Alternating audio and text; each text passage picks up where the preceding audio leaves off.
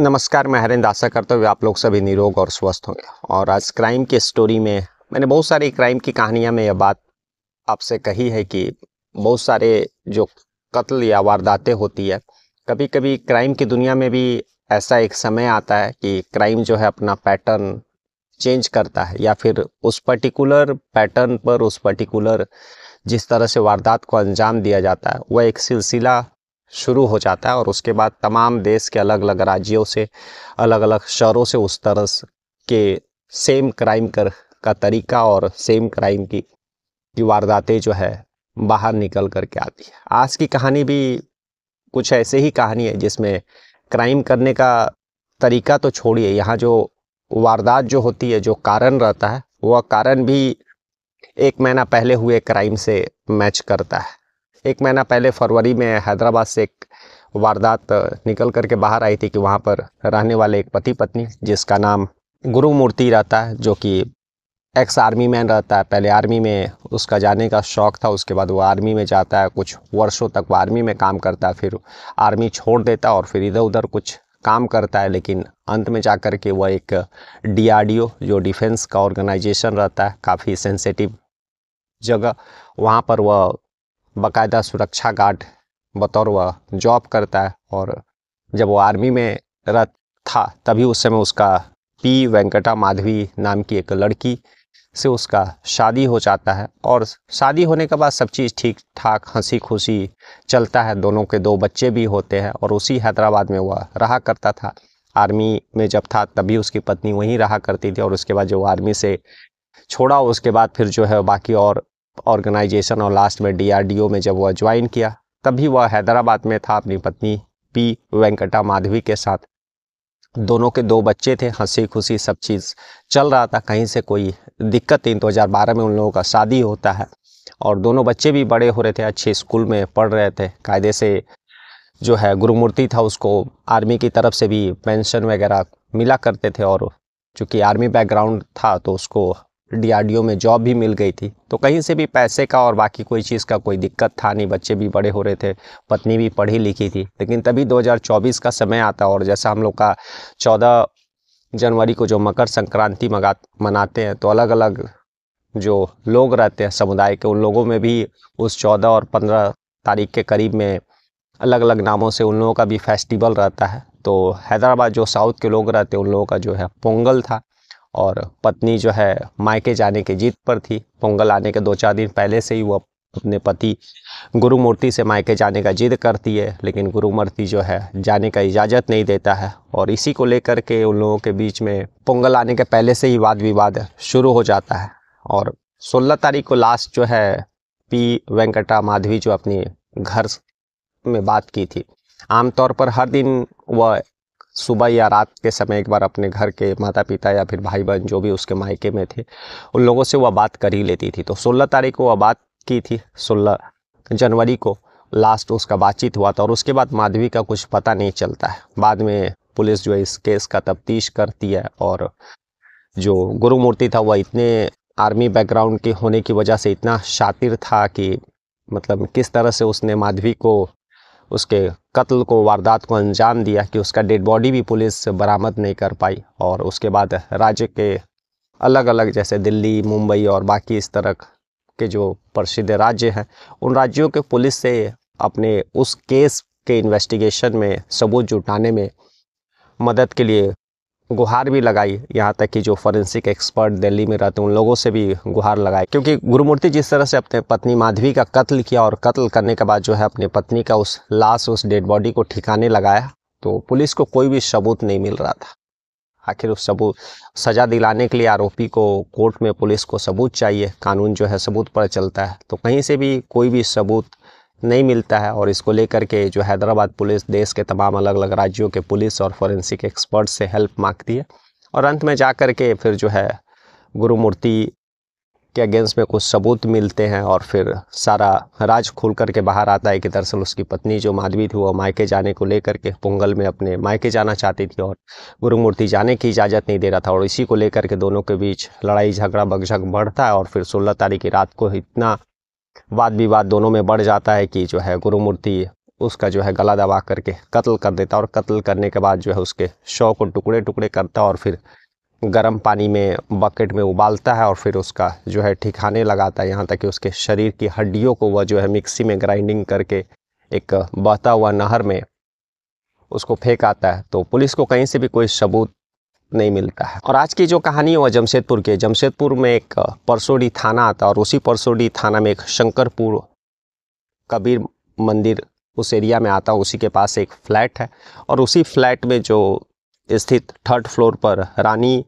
और राम इकबाल एक शख्स, दोनों पति पत्नी वहां पर रहा करते थे। रानी की उम्र लगभग 19-20 साल की थी। राम इकबाल रेलवे का कर्मचारी था और मुख्य रूप से लोग दूसरे जगह के थे, लेकिन राम इकबाल का जो है जॉब था रेलवे में, तो उसका पोस्टिंग इसी जमशेदपुर और झारखंड के आसपास में था। तो वह उसी जमशेदपुर के परसोडी थाना के अंतर्गत शंकरपुर कबीर मंदिर के पास एक फ्लैट के 3rd फ्लोर में रहा करता था। और 2024 में ही राम इकबाल का शादी जो है रानी कुमारी से हुआ था। शादी के बाद रानी जो है अपने पति के साथ रहने लगी थी। शुरुआत में कुछ दिन वह अपने जो राम इकबाल का गांव रहता है अपने सास के वहाँ रही थी, लेकिन सास से इसका बनता नहीं था। और जैसा कि बात ये निकल करके बाहर आई कि शायद कुछ दहेज के बात को लेकर के, दहेज का कमी के कारण कुछ पैसे को लेकर के इसकी सास से जो है रानी का बनता नहीं था। और उस जो शादी के समय जो दहेज के लिए जितना बोला गया था शायद रानी के घर वाले उतना दिए नहीं थे, इसीलिए उसकी सास जो है रानी के साथ उसका बनता नहीं था। लेकिन फिर भी रानी जो है अपने पति के साथ जमशेदपुर में रह रही थी और अभी लोगों का कोई बच्चा था नहीं, क्योंकि अभी हाल में ही 2024 में ही शादी हुआ था और लगभग 1 साल ही शादी को हुए थे। सब चीज़ मिला जुला कर ठीक चल रहा था, लेकिन तभी होली का समय आता है और जो है राम इकबाल जो है होली के समय में अपने माँ के पास, यानी जो अपना उसका जो गांव रहता है वहाँ जाने का वह बताता अपनी पत्नी को, और वह पत्नी को यही बात बोलता है कि तुम भी गांव चलो, वहाँ पर माँ है, वहीं पर हम लोग होली मनाएंगे। लेकिन रानी जो है वह अपने पति राम इकबाल को ये बोलती है कि सास से उसका बातचीत होता नहीं है, तो वह गाँव जा कर के क्या करेगी। और इसी के कारण जो है वह अपने पति के साथ अपने पति के गाँव जाने के लिए राजी नहीं होती है। लेकिन पति जो है वह गाँव जाने का जिद बनाए हुए था और साथ में पत्नी को भी लेकर के जाना चाहता था। तभी जो है होली का दिन आता है और 14 मार्च की घटना है। होली का दिन भी इसी बात को लेकर के जो है पति पत्नी में लड़ाई झगड़ा होता है और लड़ाई झगड़ा इस कदर बढ़ता है कि सुबह का समय में ही, अर्ली मॉर्निंग का समय ही जो है दोनों के बीच इस बात को लेकर के लड़ाई झगड़ा शुरू होता है। और गुस्से में जो है राम इकबाल अपने पत्नी का उसी के दुपट्टा से जो है कत्ल कर देता है। कत्ल करने के बाद जो है अपना उस जो बिल्डिंग रहता है, फ्लैट जो रहता है उसके 3rd फ्लोर के उसी घर में वो अपने पत्नी के लाश के बगल में घंटों बैठे रहता है। लेकिन जब वो कत्ल के समय तो गुस्सा में था, कत्ल होने के बाद उसको ख्याल आता है कि आखिर उसके हाथों जो है कत्ल हो गया, अब पुलिस आएगी और वह फंस जाएगा। तभी उसके दिमाग में यह ख्याल आता है कि आज होली है और उसी होली का जो है वह फायदा उठाने का प्लान बनाने लगता है। अब घर का जो है 3rd फ्लोर के बाहर जो रूम था उसके बाहर तरफ बालकनी था और बालकनी से ही वो अपने पत्नी का डेड बॉडी को जो है नीचे फेंक देता है। और शायद उसके दिमाग में यह था कि लोग अगर वह नीचे गिर गई और मर जाती है तो लोगों को ये बताएगा कि जो है उसकी मृत्यु होली खेलने के दौरान बालकनी से फिसलने से हो गई। जैसे ही वह लगभग 9 बजे का समय था और बालकनी से अपनी पत्नी का शव जो है ऊपर से गिराता है और जो रास्ता था वह मेन रोड था, लोग आ रहे थे जा रहे थे। जैसे ही ऊपर से उसका पत्नी का शव नीचे गिरता है, लोग वहाँ जुटते हैं और यह भी चिल्लाते हुए नीचे पहुँचता है और बताता है कि दरअसल हम लोग होली खेल रहे थे और शायद इसी के कारण बालकनी से उसका पैर फिसल गया और वह गिर गई। लोगों की भीड़ जुटती है, उसी भीड़ में जो लोग तुरंत उसको, उसकी पत्नी रानी को जो है नज़दीकी हॉस्पिटल एमजीएम हॉस्पिटल पहुंचाते हैं, जहां पर चिकित्सक जो उसको मृत घोषित कर देते हैं। और उसी भीड़ में से किसी शख्स ने जो है परसोडी थाना को इन्फॉर्म कर दिया।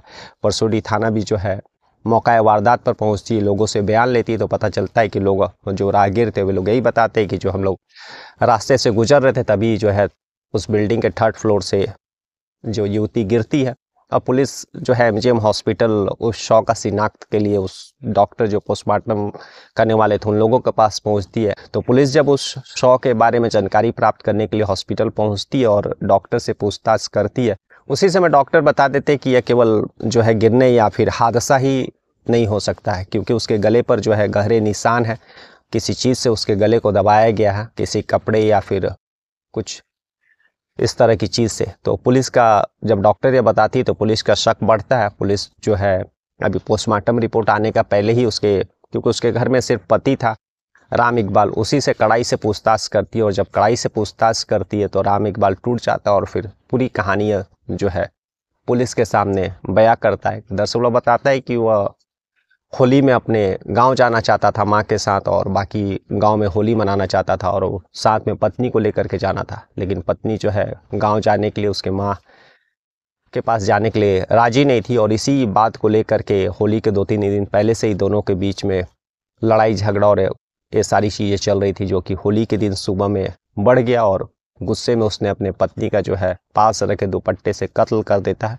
और कत्ल करने के बाद जब उसको होश आता है तब वह उस शव को, उस डेड बॉडी को ठिकाने लगाने का, अपने क्राइम से बचने का प्लान रचता है। तभी उसको ख्याल आता है कि आज होली, और अगर मैं बालकनी से इसको ऊपर से इस डेड बॉडी को गिरा दूँ तो किसी को शक नहीं होगा। लेकिन डेड बॉडी हॉस्पिटल पहुंचने का साथ ही चिकित्सक जो है उसके इस हादसा के पीछे जो राज था उसको पकड़ लेते हैं और पुलिस को बता देते हैं, और पुलिस के सामने सारा यह चीज़ राम इकबाल कबूल लेता है। उसके बाद पुलिस राम इकबाल को गिरफ्तार करके जेल भेज देती है, और उसके बाद लगभग जो पोस्टमार्टम रिपोर्ट है वह भी आ जाता है, जिसमें गला घोट करके कत्ल करने का मामला, और उसके बाद जो है तीसरी मंजिल से उस डेड बॉडी को नीचे गिराने का जिक्र उस पोस्टमार्टम रिपोर्ट में रहता है। तो आज की कहानी यही थी कि जिसमें फरवरी में हैदराबाद से ही एक ऐसा ही कहानी निकल करके माधवी का बाहर आया था, जिसमें माधवी अपने मायके जाने के कारण उसके पति गुरुमूर्ति ने कत्ल कर दिया था। और यहाँ ठीक 1 महीने के बाद